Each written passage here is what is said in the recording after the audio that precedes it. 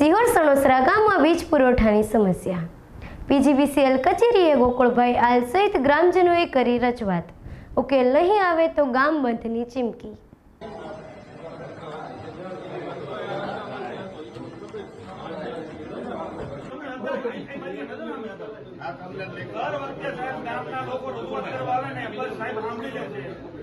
હકીકતમાં કાંઈક તો થોડુંક આશ્વાસન આપવું પડે ને ગામજનોને કે હાલો આ સોલ્વ થાય, આ સોલ્વ થાય, આ સોલ્વ થાય.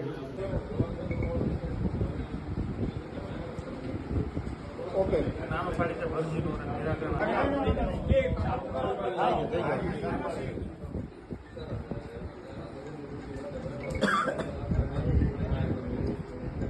ઓકે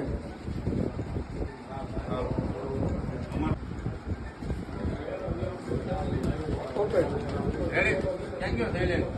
હવે અમે આમ જઈને તમે આ ચાલુ કરો.